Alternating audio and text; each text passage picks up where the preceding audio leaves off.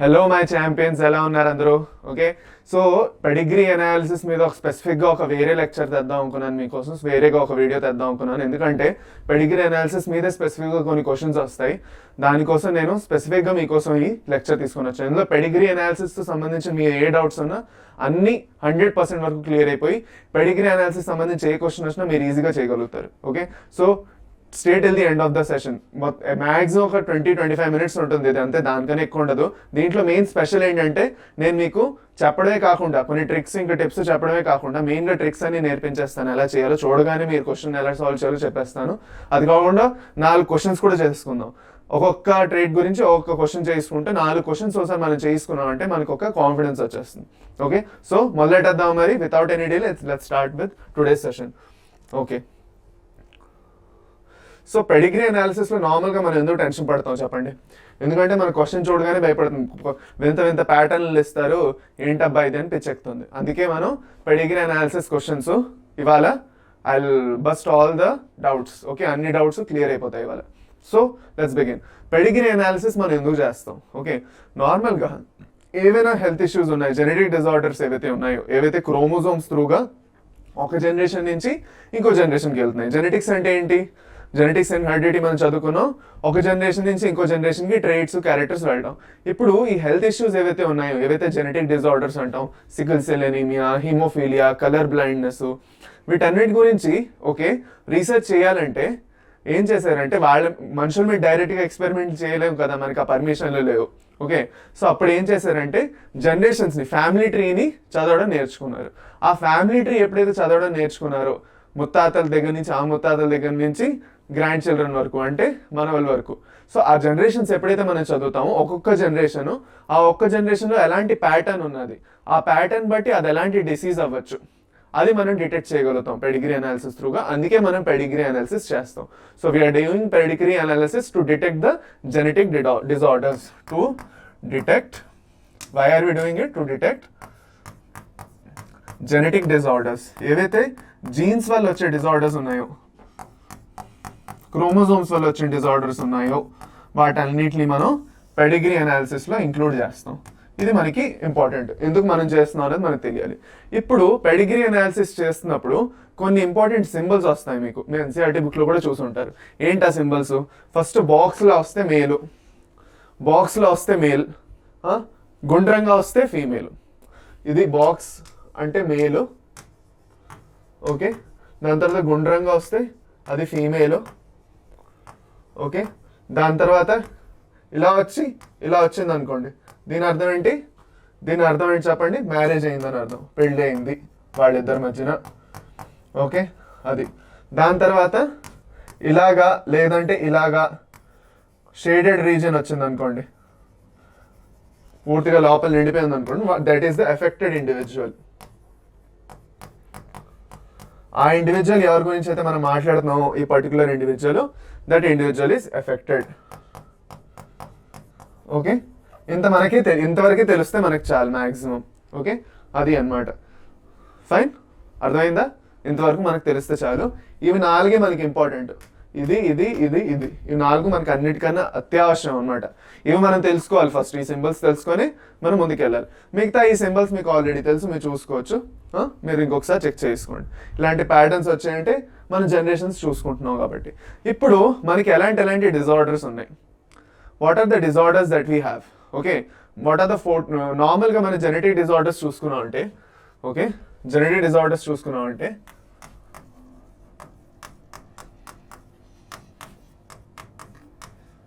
ఏంటంటే ఉంటాయి genetic disorders చెప్పండి. 4 రకాల జెనెటిక్ డిజార్డర్స్ ఉన్నాయి మనకి. What are the disorders that we have? We have 4 types of genetic disorders. 2 ఆటోజోమల్లో ఉంటాయి. ఒకటి autosomal types of disorders first వస్తాయి, ఇంకోటి సెక్స్ లింక్ డిజార్డర్స్ వస్తాయి. సెక్స్ లింక్ డిజార్డర్స్ 2 టైప్స్ వస్తాయి. ఆటోజోమల్ డిజార్డర్స్ అంటే ఏవైతే నార్మల్ క్రోమోజోమ్స్ ఉన్నాయో, ఏదైతే మేల్లోని ఫీమేల్లోని ఈక్వల్గా ఉంటాయి, అంటే 44 క్రోమోజోమ్స్ ఏవైతే ఉన్నాయో మనలో, ఆ 44 క్రోమోజోమ్స్లో ఎలాంటి డిఫెక్ట్ అయినా ఆ డిఫెక్ట్ ఒక జనరేషన్ నుంచి ఇంకో జనరేషన్కి వెళ్తుంది కదా, అలాంటి డిజార్డర్స్ అన్నిటిని మనం ఆటోసోమల్ డిజార్డర్స్ అంటాం. దాంట్లో రెండు వస్తాయి, ఒకటి డామినెంట్ వస్తుంది, ఇంకోటి రిసెసివ్ వస్తుంది కదా. డామినెంట్ రిసెసివ్ మనం చదువుకున్నాం. అలీల్స్ డామినెంట్ అలీల్ అంటే ఏంటి, రిసెసివ్ అలీల్ అంటే చదువుకున్నాం. దాన్ని బట్టి డామినెంట్ ఇంకా రిసెసివ్.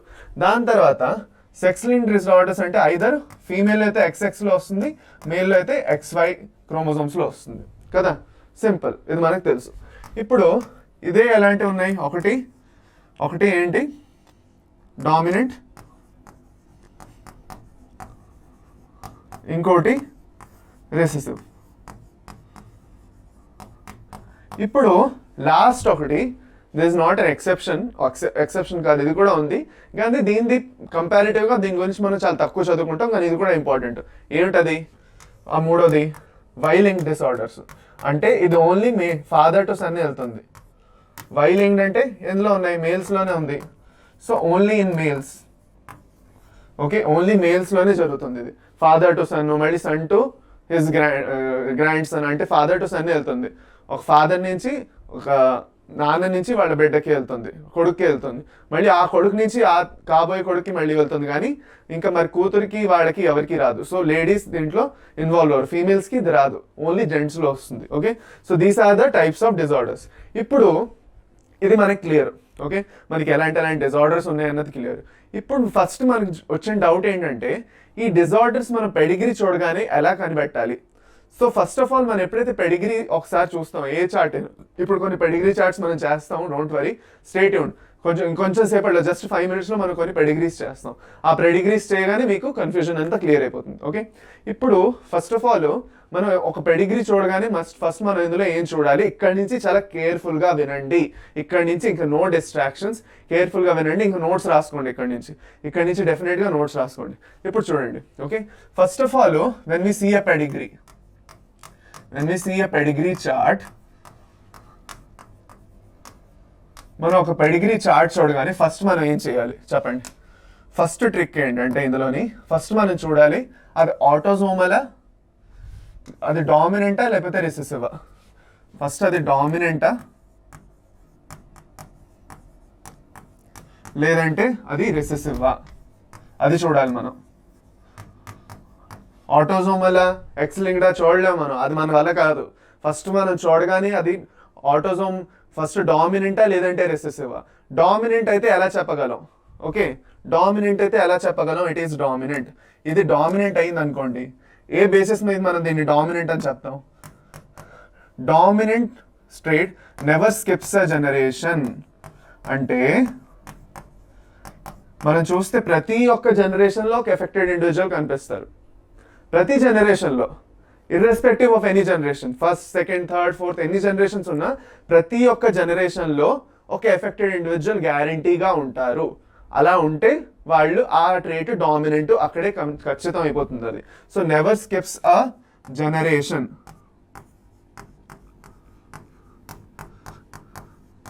అదే రెసెసివ్లో అనుకోండి, రెసెసివ్లో ఏమవుతుంది, what will happen in recessive చెప్పండి. Skipping will happen. స్కిప్పింగ్, ఒక నిమిషం.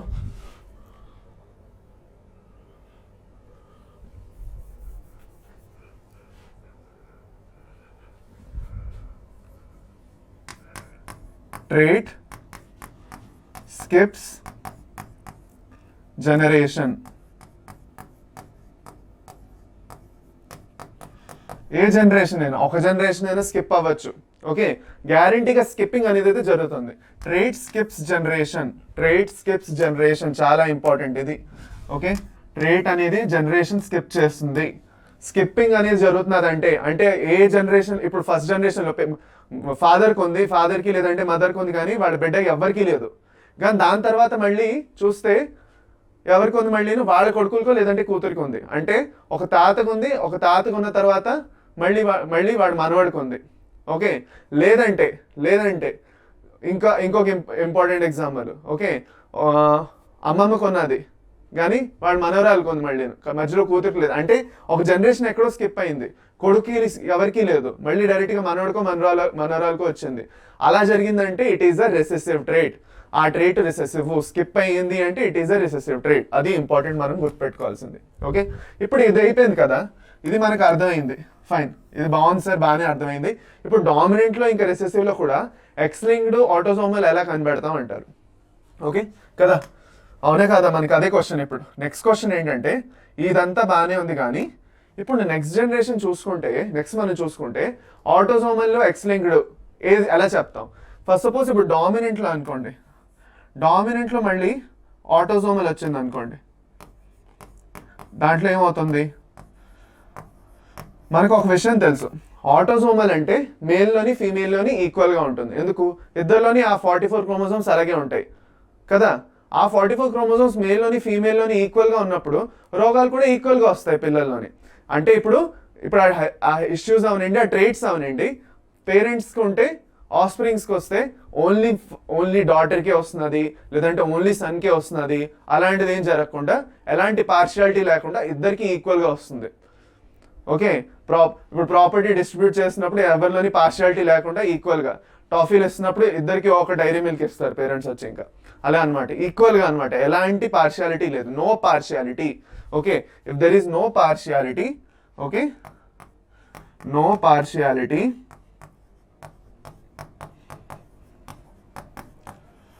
Okay, no partiality, male and female are equally affected.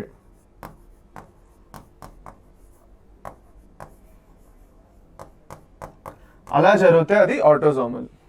Okay, అలా జరిగితే అది ఆటోసోమల్. అదే ఇప్పుడు ఎక్స్ లింక్డ్ అనుకోండి,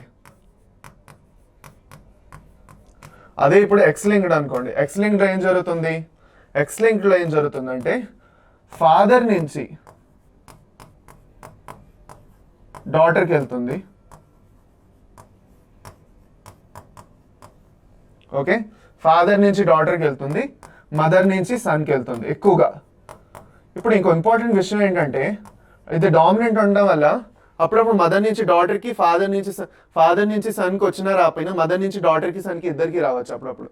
సో అక్కడ మనం ఏం చూడాలంటే, ఎక్కువ నంబర్ ఎవరు ఎఫెక్ట్ అయ్యారు, మదర్ నుంచి సన్స్ ఎక్కువ ఎఫెక్ట్ అయ్యారా, డాటర్స్ ఎక్కువ ఎఫెక్ట్ అయ్యారా, ఇద్దరు ఈక్వల్గా ఎఫెక్ట్ అయ్యారంటే ప్రాబ్లం లేదు. ఇక్కడ చూస్తారా, అవన్నీ మీకు తెలిసిపోతాయి, ఒకసారి మనం క్వశ్చన్స్ చేయగానే మీకు తెలిసిపోతాయి. So no need to worry. Okay, దాని తర్వాత ఇక్కడ వరకు ఇది క్లియర్ అయిపోయింది. ఇప్పుడు ఒక పని చేద్దాం. నెక్స్ట్ ఇప్పుడు ఇక్కడ చూడండి, ఇక్కడ కూడా మళ్ళీ 2 వచ్చేస్తాయి, అవునా కదా, ఇక్కడ 2 వస్తాయి, ఇక్కడ కూడా ఆటోసోమల్ ఒకటి వస్తుంది, ఇక్కడ కూడా ఒకటి ఆటోసోమల్ వస్తుంది, అవునా కదా. ఇది ఎందుకు వదిలేయాలంటుంది, నేను ఎందుకు వదలాలి, నా దగ్గర కూడా ఉన్నాయి కదా 2 ట్రేట్స్ అంటుంది రిసెసివ్. సో ఆటోసోమల్ రిసెసివ్, మళ్ళీ ఎక్స్ లింక్డ్ రిసెసివ్ వస్తుంది. అదే ఆటోసోమల్లో మనం ఎలా డిటెక్ట్ చేస్తాం, సేమ్, నో పార్షియాలిటీ, అందరికీ ఈక్వల్గా ఎఫెక్ట్ అవుతుంది, males and females are equally affected. అది male and female are equally affected. Male and female are equally affected. Males females ఈక్వల్గా ఎఫెక్ట్ అవుతాయి. ఓకే, అదే ఇప్పుడు ఫర్ సపోజ్ ఎక్స్ లింక్డ్ అనుకోండి, రెసెసివ్, మనం రెసెసివ్ గురించి మాట్లాడుతున్నాం. ఎక్స్ లింక్డ్ రెసెసివ్ అనుకోండి, ఎక్స్ లింక్డ్ రెసెసివ్లో criss cross pattern of inheritance కనిపిస్తుంది గ్యారంటీగా. Criss cross pattern of inheritance లేదంటే జిగ్జాగ్ ప్యాటర్న్ ఆఫ్ ఇన్హెరిటెన్స్ ఇక్కడ గ్యారంటీగా మీరు father to daughter, daughter to son అలా చూస్తారు, father to daughter, daughter to son ఇలా వస్తుంది అనమాట. దీన్నే జిగ్జాగ్ అంటారు. అంటే ఏమవుతున్నది, ఫాదర్ నుంచి కూతురికి వెళ్ళిపోతున్నది, ఓకే, కూతురు నుంచి మళ్ళీ కొడుకుకి వెళ్ళిపోతున్నది. సో దానివల్ల ఏమవుతున్నది, ఆ కూతురిది కొడుకుకి వెళ్ళిపోతున్నది. అంటే ఏంటి, తాత నుంచి వాళ్ళ కూతురికి వెళ్ళింది, ఓకే, తాత నుంచి ఒక బిడ్డ ఉన్నాడంటే, ఒక అబ్బాయి ఉన్నాడు, వాళ్ళ అబ్బాయికి ఏమైనా హెల్త్ ఇష్యూ ఉన్నది అంటే, ఒక పర్టికులర్ జెనెటిక్ డిజార్డర్ ఉంది, X linked genetic disorder, X linked recessive genetic disorder ఉందంటే వాళ్ళ తాతకు ఉండి ఆ తాత నుంచి వాళ్ళ అమ్మకు వచ్చి వాళ్ళ అమ్మ నుంచి మళ్ళీ తనకు వస్తుంది ఆ అబ్బాయికి. సో దాన్ని ఏంటంటాం, ఎక్స్ లింక్డ్ రిసెసివ్ లోని మనం ఏం చూస్తాం అంటే క్రిస్ క్రాస్ ప్యాటర్న్ చూస్తాం. ఏం చూస్తాం మనం, క్రిస్ క్రాస్ ప్యాటర్న్.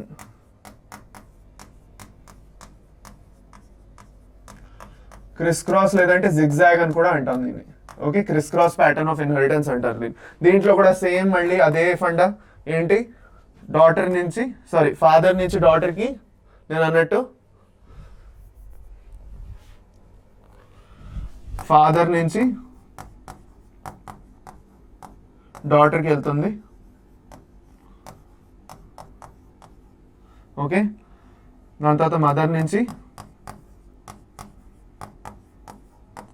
సన్కి వెళ్తుంది. అది అన్నమాట. ఓకే, ఇప్పుడు మనం క్వశ్చన్స్ మొదలెట్టుకుందాం. ఎందుకంటే క్వశ్చన్స్ చేయకపోతే మనకు అర్థం కాదు. ఎందుకంటే ఇక్కడ అంతా బాగానే ఉంటుంది. మెయిన్ ఎక్సలెంట్ డామినెంట్ ఉంది కదా, కష్టాలన్నీ అక్కడికే వస్తాయి. సో ఆ కష్టాలు మనం ఎలా తీర్చుకోవాలో ఈ చార్ట్ మనకి సరిపోద్ది. దానివల్ల మనం క్వశ్చన్ సాల్వ్ చేస్తే మనకు అర్థమవుతుంది. సో 1 by 1 మనం క్వశ్చన్స్ సాల్వ్ చేద్దాం రండి. Okay, come now. ఇప్పుడు నేను మళ్ళీ ఇంకొకసారి మీకు రివిజన్ చేయించేస్తాను. ఓకే, క్వశ్చన్ చేసే ముందు నేను ఇంకొకసారి మీకు రివిజన్ చేస్తున్నాను, కేర్ఫుల్గా వినండి. ఓకే, 2 టైప్స్ ఆఫ్ ట్రేట్స్ ఉన్నాయి, డామినెంట్, రిసెసివ్ ఉన్నాయి ఫస్ట్ కదా. ఆ డామినెంట్ రిసెసివ్లో డామినెంట్ అయితే ఏ జనరేషన్ కూడా స్కిప్ అవ్వదు, రిసెసివ్ అయితే గ్యారంటీగా ఏదో ఒక జనరేషన్ మధ్యలో స్కిప్ అవుతుంది. అయిందా? Fine, correct. దాని తర్వాత డామినెంట్లో ఆటోజోమల్ ఎక్స్-లింక్డ్ చూసుకుంటే, ఆటోజోమల్లో మేల్స్కి ఫీమేల్స్కి పార్షియాలిటీ లేకుండా అందరికీ వస్తుంది. ఎక్స్-లింక్డ్ అయితే ఫాదర్ నుంచి డాటర్కి, మదర్ నుంచి సన్కి వస్తుంది. సేమ్ ఇక్కడ కూడా మనం చూసుకుంటే రిసెసివ్లో మనం చూసుకున్నాం అంటే రిసెసివ్లో ఏం జరుగుతున్నది చెప్పండి. రిసెసివ్లో ఏం జరుగుతున్నది సేమ్. ఆటోజోమల్ అయితే మేల్ ఫీమేల్ ఈక్వల్గా ఎఫెక్ట్ అవుతారు రిసెసివ్లో కూడా. అదే ఆటోజోమల్ అయితే, ఎక్స్-లింక్డ్ అయితే మళ్ళీ ఫాదర్ టు డాటర్, అది same concept, mother to sun.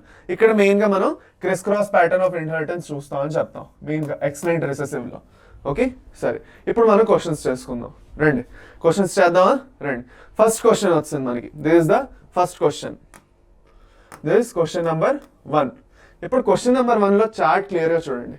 పెద్ద చార్ట్ పెట్టేసాను, ఎవరికి ఇంకా కనిపించట్లేదు, డౌట్ అనేసి ఏమి ఉండకుండా ఫస్ట్ పెద్ద చార్ట్ జనరేషన్ 1, జనరేషన్ 2, జనరేషన్ 3 క్లియర్గా కనిపిస్తుంది.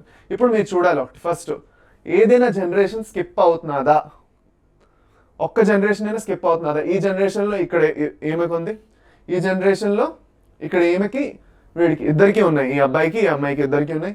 మళ్ళీ ఈ జనరేషన్లో చూస్తే మళ్ళీ వీళ్ళందరికీ ఉన్నాయి. దాన్ని బట్టి ఏంటి, it is a dominant trait.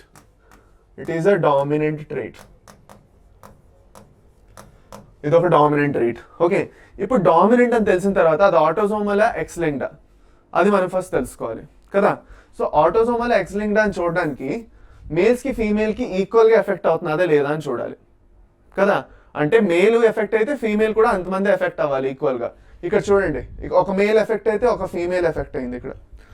మళ్ళీ ఈ జనరేషన్లో చూసుకుంటే ఇక్కడ ఒక మేల్ ఎఫెక్ట్ అయ్యాడు, ఇక్కడ కూడా చూస్తే మేల్ ఫీమేల్ ఇద్దరు ఎఫెక్ట్ అయ్యారు. మళ్ళీ ఫాదర్ నుంచి వచ్చిన ట్రేట్ డామినేట్ చేసేయడం వల్ల ఏమవుతున్నది, ఇద్దరికి ఎఫెక్ట్ అయింది. అంటే ఏమిటి, ఇద్దరికి సరైన భాగాలు దొరికే, పార్షియాలిటీ లేకుండా. పార్షియాలిటీ లేదు అంటే, if there is no partiality అంటే ఆటోజోమల్. అంటే ఇదేం ట్రేటు, ఆటోజోమల్ డామినెంట్ ట్రేట్. ఇది ఇలా మీరు చేస్తారు, అర్థమైందా? అది ఇలా మీరు చేయాలి. ఓకే, ఇది first question. Question number 2. Question number 2లోని మనం ఫస్ట్ ఏం చూడాలి, ఫస్ట్ ఇక్కడ చూస్తే మనం ఫస్ట్ సపోజ్ ఇటుపక్క చూడండి. ఇటుపక్క చూస్తే ఏమవుతున్నది, ఏదో ఒక జనరేషన్ స్కిప్ అయింది ఇక్కడ, అవునా కాదా? ఇక్కడ చూస్తే ఇటుపక్క చూడకండి, ఇటుపక్క అందరికందరూ ఎఫెక్ట్ అయి ఉండడం వల్ల స్కిప్ అవ్వలేదు. కానీ ఇక్కడ ఏమైంది, ఏదో ఒక జనరేషన్ గ్యారంటీగా స్కిప్ అయింది. అయిందా లేదా, స్కిప్ అయిందా లేదా? ఇక్కడ ఈ జనరేషన్లో లేనే లేదు, వీళ్ళలో లేనే లేదు. ఈ జనరేషన్లో చూస్తే, ఇటుపక్క వాళ్ళలో చూస్తే లేనే లేదు. ఇక్కడ ఉన్నది మళ్ళీ ఇక్కడ లేదు. సో దానివల్ల ఏమైంది, దాని అర్థం ఏంటి, ఒక జనరేషన్ స్కిప్ అయిందంటే ఫస్ట్ ఆఫ్ ఆల్ మనం ఏం రాసుకుంటాం, దాన్ని రెసెసివ్ అని రాసుకుంటాం.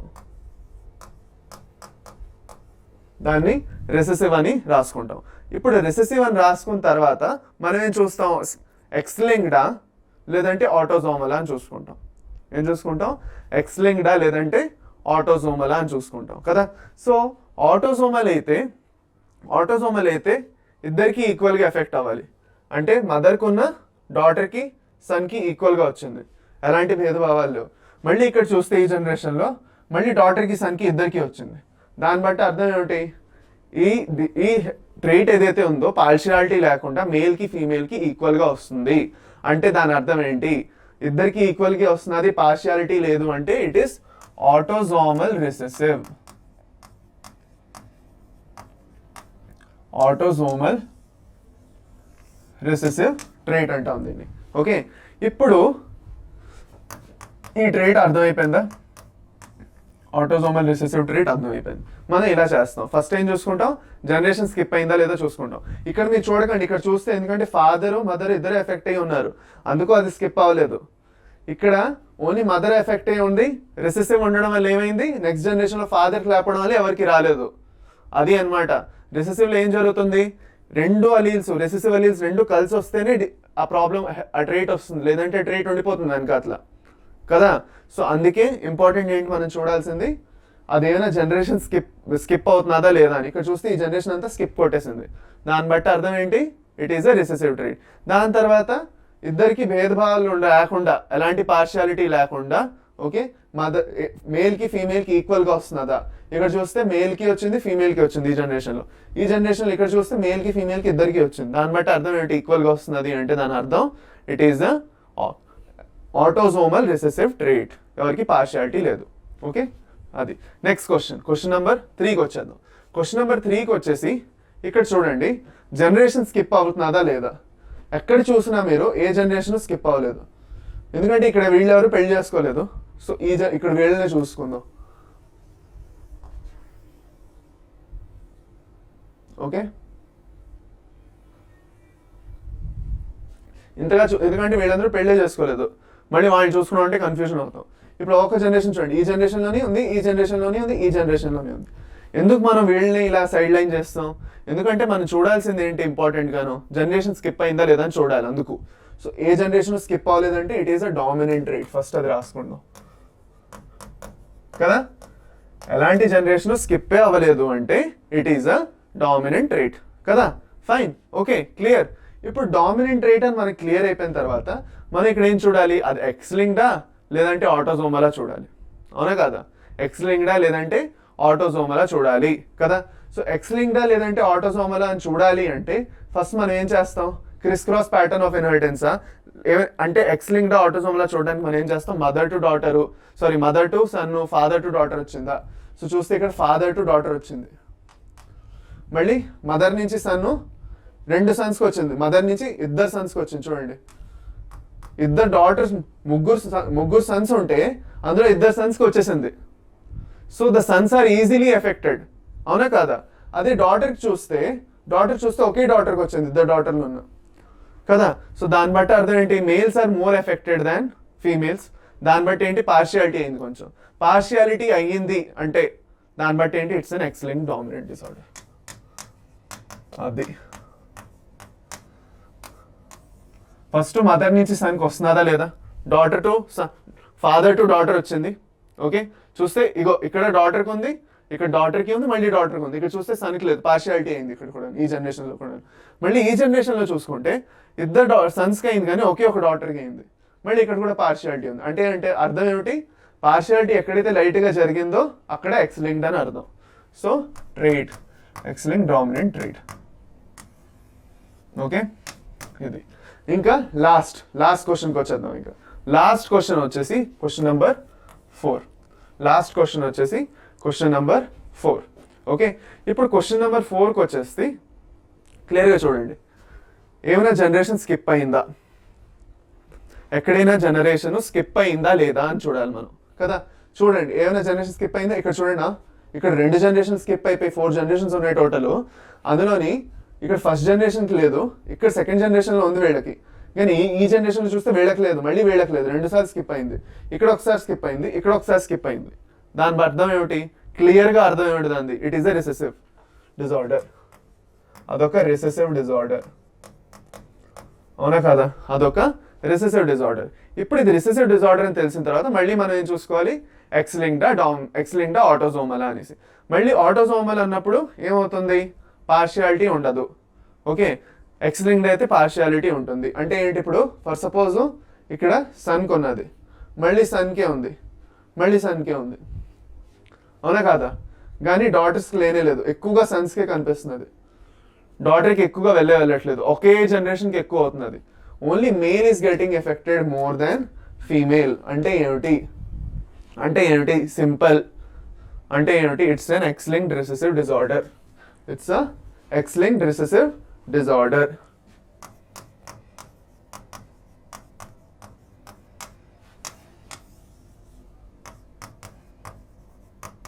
అది ఇలాగా చేయాలి మీరు. ఇందులో మనం criss cross pattern of inheritance మనం చూడట్లేదు, ఎందుకంటే దీంట్లో ఇది కొంచెం టఫ్గా ఉన్నది. మీకు ఎగ్జామ్లో ఇంత మరీ టఫ్గా అయితే ఇవ్వరులేండి, డోంట్ వరీ. కానీ మనకి ఒకటి ఈజీగా తెలిసిపోయింది, మేల్ ఒక్కటే ఎఫెక్ట్ అవుతున్నారు, ఫీమేల్ ఎఫెక్టే అవ్వట్లేదు ఈ జనరేషన్లోనా ఏ జనరేషన్లోనా, అంటే అది ఎక్స్-లింక్డ్ రిసెసివ్ అవుతుందని మనం చెప్పగలిగాం కదా. అదే మీరు వై-లింక్డ్ అనుకోండి, ఓకే, మీకు అనిపించవచ్చు అన్ని జనరేషన్లోని ఓన్లీ మేలే కనిపిస్తున్నారు కదా, వై-లింక్డ్ ఎందుకు కాకూడదు, మేల్ టు మేలే వెళ్తున్నదా అంటే, మరి అన్ని మేల్స్కి ఎఫెక్ట్ అవ్వాలి. ఇక్కడ చూడండి, ఇక్కడ ఈ మేల్కి ఎఫెక్ట్ అయిందంటే ఇక్కడ ఈ మేల్ కూడా ఎఫెక్ట్ అయ్యి ఉండాలి, అప్పుడే అది వై-లింక్డ్ అవుతుంది. అర్థమైందా? సో వై-లింక్డ్ అనేది అన్ని మేల్స్కి కంటిన్యూస్గా ఎఫెక్ట్ అయ్యి వెళ్తుంది అన్ని జనరేషన్లో, సో వై-లింక్డ్ కాదు. ఓకే ఫైన్, సరే. ఇది దీంతో మంది ఎక్స్-లింక్డ్ రిసెసివ్ ట్రేట్ అనేది తెలిసిపోయింది. ఫైన్. సో దీనికి కొన్ని ఎగ్జాంపుల్స్ చూసుకుందాం, మీకు ఏవైతే డిజార్డర్స్ ఉన్నాయో. ఆటోజోమల్ డామినెంట్లో మీకు హంటింగ్టన్స్ డిసీజ్, మ్యార్ఫన్ సిండ్రోమ్ అని 2 సిండ్రోమ్స్ వస్తాయి. ఓకే, దాని తర్వాత ఆటోజోమల్లో రిసెసివ్లో సికిల్ సెల్ ఎనీమియా, థాలసీమియా, చాలా ఇంపార్టెంట్ ఇవి రెండును. ఓకే, దాని తర్వాత ఎక్స్-లింక్డ్ డామినెంట్లో ఫ్రెజైల్ ఎక్స్ సిండ్రోమ్, ఎక్స్-లింక్డ్ రిసెసివ్లో హిమోఫోలియా, ఇంకా కలర్ బ్లైండ్నెస్, ఇవి మళ్ళీ ఇంపార్టెంట్ మనకి. అదే లాస్ట్లో వై-లింక్డ్ అయితే హైపోట్రైకోసిస్ ఆఫ్ ఇయర్స్. అంటే ఏంటి, ఇక్కడ చెవి దగ్గర ఫుల్ జెత్తులా వచ్చేస్తుంది, అదొక వై-లింక్డ్ డిజార్డర్. అది ఓన్లీ మేల్స్లో వస్తుంది. Male pattern baldness. Okay, male pattern baldness is a why-linked trait. Male pattern baldness అంటే మీ ఫాదర్కి పట్టబొర్ర ఉంటే, వాళ్ళ తాతకి పట్టబొర్ర ఉంటే మీకు వస్తుంది. సో అది వంశపారపర్యంగా వెళ్తుంది. దాంట్లో వదలడాలే ఉండవు. మేల్ ప్యాటర్న్ బాల్డ్నెస్లో ఒక జనరేషన్లో ఉంటే ఇంకో జనరేషన్లో గ్యారంటీగా వస్తుంది.